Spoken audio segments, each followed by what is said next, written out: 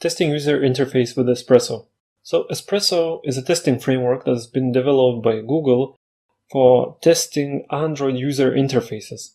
So it makes user interface testing as simple as you can see here in the example, and it's just about looking up a view with an ID called name field and then entering some text.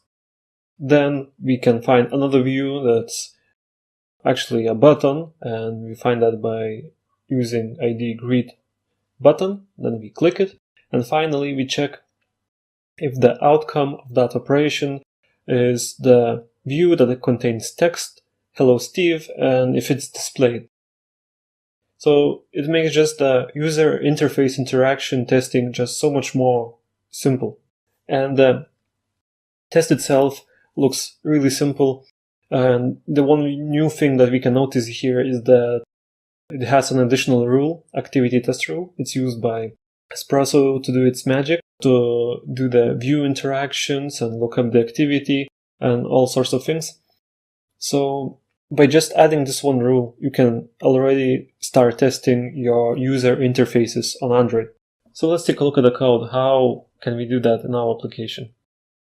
So we have this test, add new stock activity test, which will test a new stock activity, obviously. And we have this rule that's required for Espresso Framework.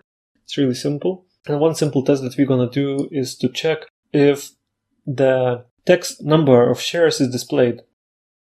Then we're gonna do another test of finding a view with the ID of portfolio, add new symbol, and check if it has a text within it, GUG, which stands for our default stock symbol. So we can start this test by pressing run button, and the test will now be executed on the device.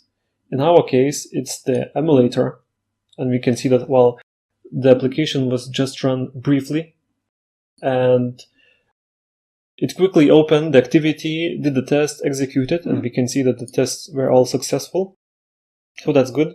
And one final thing that I would like to pay attention, that this test has to reside in Android test folder, which will mean that the test will be executed on the device, as we just saw. So that's unlike the local unit test, which will be executed on our machine. This will get executed on the device emulator.